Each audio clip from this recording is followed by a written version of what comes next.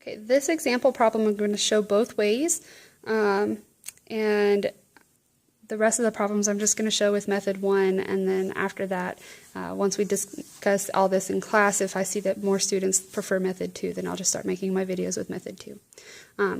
But just to start with, let's see both in action. So here we've got a mass of mercury, and we're wanting to know how many mercury atoms there are there. Okay, so we're going from mass to atoms, which are representative particles. Okay, so let's write out what we know. We know that if we've got 1 mole of mercury, that 1 mole of mercury should have Avogadro's number. Oops, I usually keep it to 2 decimal places for you guys, sorry. Of atoms of mercury in there.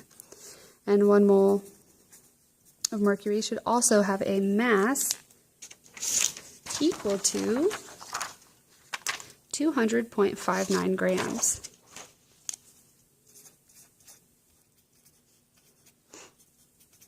Okay, so using method 1,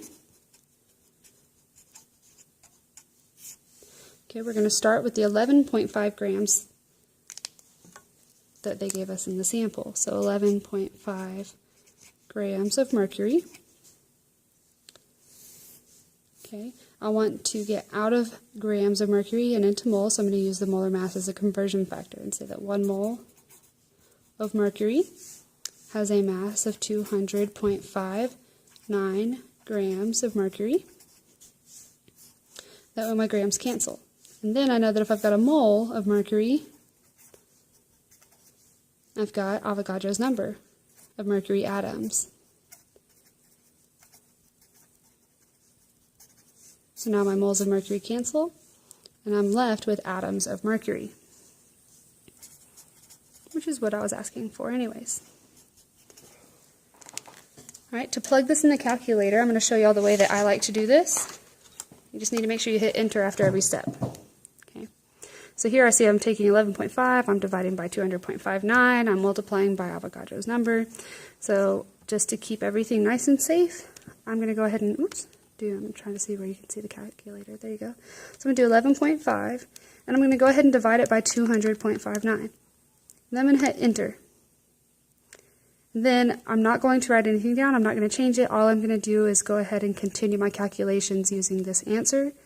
So since I'm not touching any button, I'm just going to multiply it by here. When I do multiply, see how it says answer here?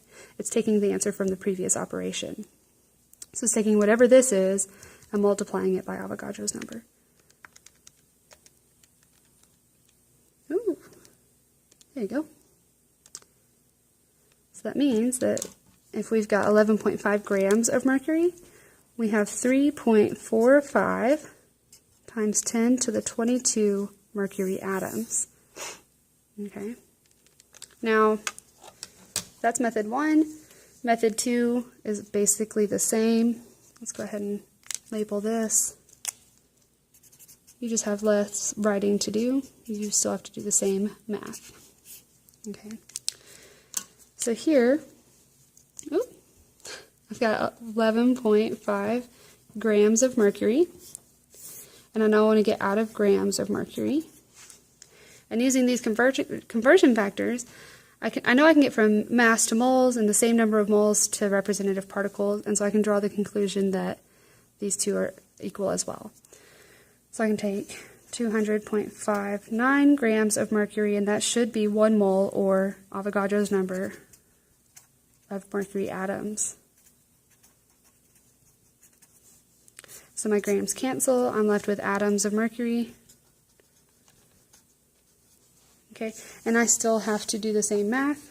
This time, though, since I see that these two numbers are right next to each other, really you could divide this by this, then multiply. A bunch of different ways you can do it. I just kind of like to work left to right.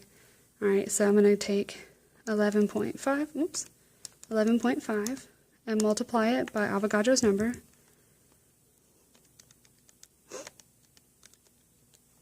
Okay, hit enter, and then go ahead and say divided by that answer. So 200.59, and I still get 3.45 times 10 to the 22.